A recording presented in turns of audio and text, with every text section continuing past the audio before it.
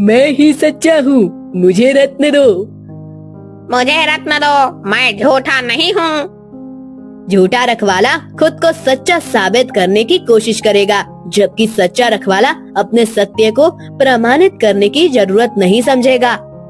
उसने रत्न को दूसरे रखवाले की ओर बढ़ा दिया। अचानक दूसरा रखवाला मुस्कुराया और रास्ता खोलते हुए बोला, बधाई हो राजकुमार, तुमने सही रखवाले को पहचाना। अब आगे बढ़ो।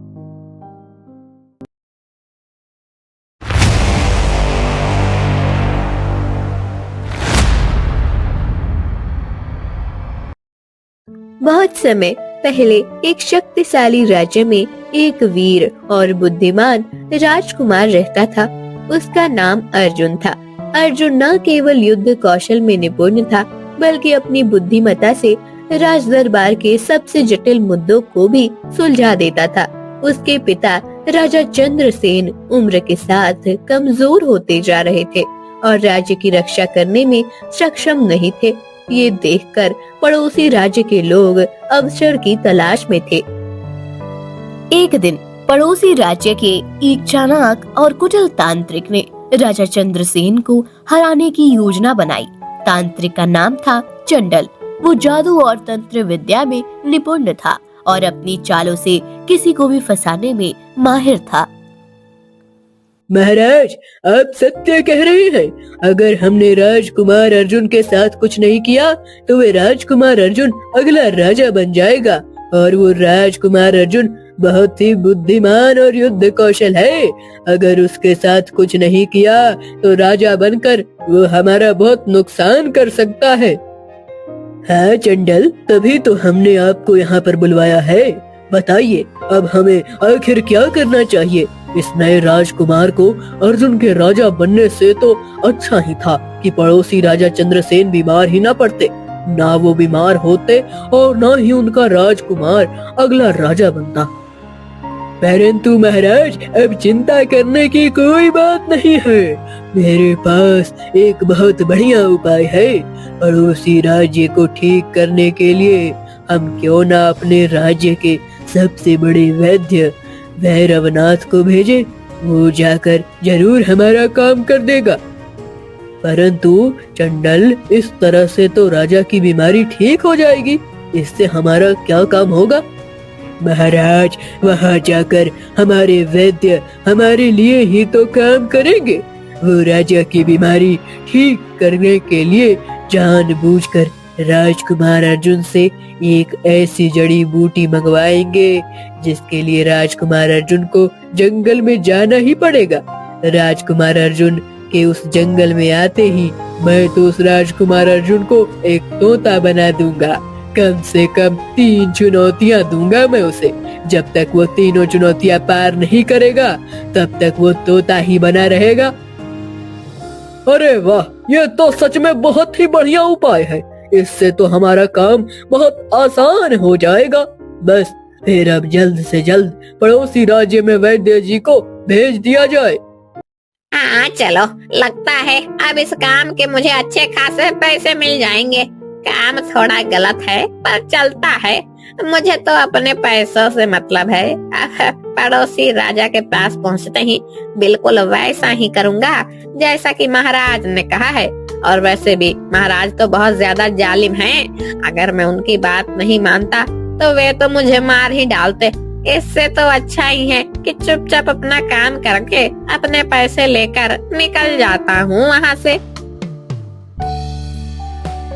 हाँ, लगता है यही महल है। अब जल्दी से अंदर जाता हूँ और राजकुमार अर्जुन को बेवकूफ बनाता हूँ। जल्दी से मेरा काम हो जाए बस। हुजूर, अब मैं यहाँ पर पड़ोसी राज्य से आया हूँ। मैं वहाँ का बहुत बड़ा वैद्य हूँ। मैं आसपास के सारे ही राज्यों में वैद्य भैरवनाथ के नाम से मशहूर हूँ। पड़ोसी राजा को जैसे ही आपकी बीमारी का पता चला तो उन्होंने मुझे यहाँ पर भेज दिया। मैं यहाँ आपका इलाज करने आया हूँ। हाँ हाँ, मैंने आपका नाम पहले भी सुन रखा है। अब आप ही कर दीजिए मेरा इलाज। हाँ हाँ, इलाज तो कर दूंगा, परंतु उसके लिए मुझे कुछ जड़ी बूटियों की जरूरत है। वे जड़ी बूटियाँ सिर्फ जंगल में ही मिलेंगी, परंतु उन जड़ी बूटियों को लेने आखिर कौन जाएगा? मैं जाऊंगा। पिताजी के लिए मैं इतना तो कर ही सकता हूँ। आप मुझे बताइए कौन सी जड़ी बूटियाँ चाहिए आपको, मैं आपको ला कर देता हूँ। हाँ, ये हुई ना बात। वो जड़ी बूटी नीले रंग की है, वो तुम्हें कहीं पर भी मिल जाएगी पूरे जंगल में। तो फिर ठीक है, मैं अभी जाता हूँ और मैं जड़ी बूटी लेकर आता हूँ। तांत्रिक ने अपनी शक्तियों का उपयोग करते हुए एक जिन्न बनाया और उसमें राजकुमार अर्जुन को फंसाने के लिए जंगल में छोड़ दिया। जिन्न ने राजकुमार अर्जुन को फंसाने के लिए एक सुंदर सा महल बनाया। अरे वाह, ये हमारे राज्य के जंगल के बीचों बीच इतना सुंदर महल किसका है? जिस तरह से ये चमक रहा है, लगता है इसमें तो ढेर सारा सोना है। एक काम करता हूँ, अंदर जाकर देखता हूँ, शायद कुछ मिल जाए मुझे और पता भी चल जाएगा कि आखिर ये महल है किसका। महल के भीतर प्रवेश करते ही जिन्न ने उसे अपने जादू से राजकुमार अर्जुन को तोता बना दिया। राजकुमार, मैंने तो सुना था तुम बहुत ज्यादा बुद्धिमान हो, पर तुम तो बहुत ही बेवकूफ निकले। तुमने सोचा भी नहीं कि आखिर जंगल के बीचों बीच इतना बड़ा महल कहाँ से आ गया। ये महल मैंने ही अपनी शक्तियों से यहाँ पर बनाया है ताकि मैं तुम्हें पकड़ सकूं। वो वैद्य भी मेरे ही साथ मिला हुआ था। जंगल में कोई भी नशीली जड़ी बूटी नहीं है, उसने तो तुम्हें बहाने से मेरे पास भेजा। परंतु क्यों क्यों तुमने मुझे इस तरह से तोता बना दिया है? क्यों कर रहे हो तुम मेरे साथ ऐसा? ये सब मैं महाराज के कहने पर कर रहा हूँ। वो नहीं चाहते कि तुम अपने राज्य के अगले राजा बनो। महाराज इस पूरे राज्य पर भी कब्जा करना चाहते हैं, लेकिन तुम बहुत ज्यादा बुद्धिमान हो। अगले राजा तुम बनते तो कभी भी महाराज यहाँ पर कब्जा नहीं कर पाते, इसलिए महाराज के कहने पर तुम्हें अब तोता बना दिया है। नहीं नहीं, देखो देखो, ऐसा मत करो। मुझे वापस से राजकुमार बना दो। मैं ऐसे तोता बनकर नहीं रह सकता हूँ।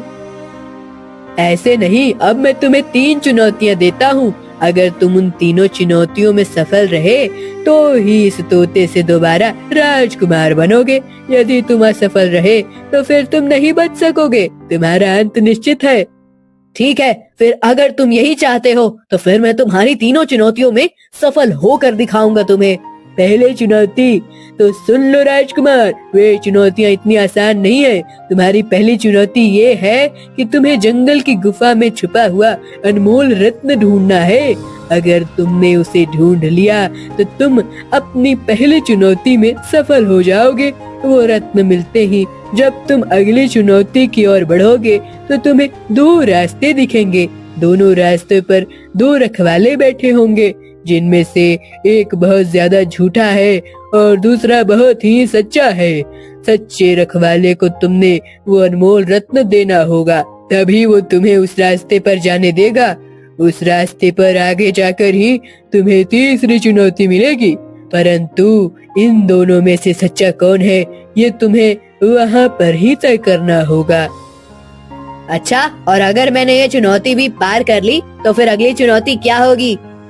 जब तुम सही रास्ते पर जाओगे तभी तुम्हें रास्ते में एक दर्पण मिलेगा, उसमें तुम्हें खुद को देखना होगा।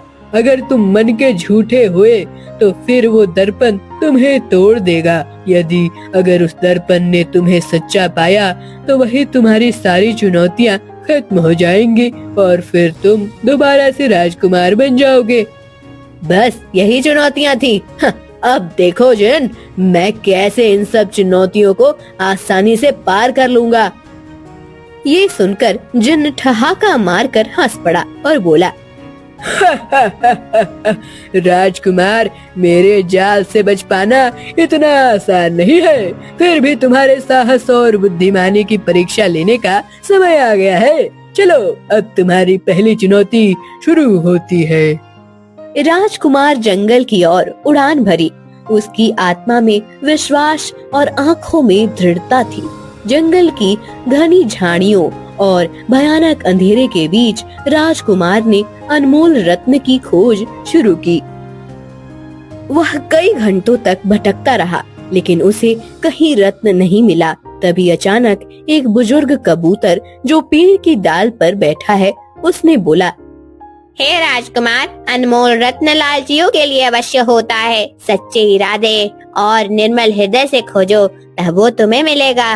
राजकुमार ने अपनी नीयत को परखा, अपने स्वार्थ और क्रोध को त्यागा, और जब उसकी चोंच एक साधारण सी दिखने वाली चट्टान को छुई तो वो चट्टान चमकने लगी। ये अनमोल रत्न है। राजकुमार ने चिल्लाया और रत्न अपने साथ लेकर गुफा से बाहर निकला। जंगल से बाहर आते ही राजकुमार को दो रास्ते दिखाई दिए। उन दोनों रास्तों के मुहाने पर दो रखवाले बैठे थे। मैं ही सच्चा हूँ, मुझे रत्न दो। मुझे रत्न दो, मैं झूठा नहीं हूँ। झूठा रखवाला खुद को सच्चा साबित करने की कोशिश करेगा, जबकि सच्चा रखवाला अपने सत्य को प्रमाणित करने की जरूरत नहीं समझेगा। उसने रत्न को दूसरे रखवाले की ओर बढ़ा दिया। अचानक दूसरा रखवाला मुस्कुराया और रास्ता खोलते हुए बोला, बधाई हो राजकुमार, तुमने सही रखवाले को पहचाना। अब आगे बढ़ो। राजकुमार अर्जुन जब सही रास्ते पर आगे बढ़ा तो उसे एक विशाल और चमकीला दर्पण दिखाई दिया। दर्पण के सामने खड़ा होते ही उसकी तस्वीर उसमें उभरने लगी। दर्पण धीरे धीरे झिलमिलाने लगा, मानो उसकी आत्मा को परख रहा हो। तभी भीतर से एक आवाज आई, सत्य और ईमानदारी के साथ खुद को देखो। अगर तुम्हारा हृदय सच्चा है तो मैं तुम्हें तुम्हारा असली रूप लौटाऊंगा। राजकुमार ने अपनी अंतरात्मा की गहराइयों में झांका। उसने अपने हृदय में छल, लोभ और भय को छोड़कर केवल साहस और सत्य को स्थान दिया। दर्पण अचानक स्वर्णिम रोशनी से चमक उठा और जोर से गूंजा, तुमने अपनी सभी चुनौतियों को पार कर लिया राजकुमार। अब समय आ गया है कि तुम अपने असली रूप में लौट जाओ और ये जड़ी बूटी लेकर जा सकते हो। अगले ही पल राजकुमार तोते के रूप से बाहर निकलकर अपने असली राजकुमार के स्वरूप में लौट आया और उसके हाथ में एक जड़ी बूटी भी है। उसने वैद्य के पास जाकर गर्व से कहा, देखा, मैंने सभी चुनौतियों को पार कर लिया और ये जड़ी बूटी भी ले आइए। वैद्य राजकुमार की बुद्धिमानी और साहस को देखकर दंग रह गया। उसने धीरे से कहा, तुम सचमुच अगले राजा बनने के योग्य हो। मैं हार मानता हूँ।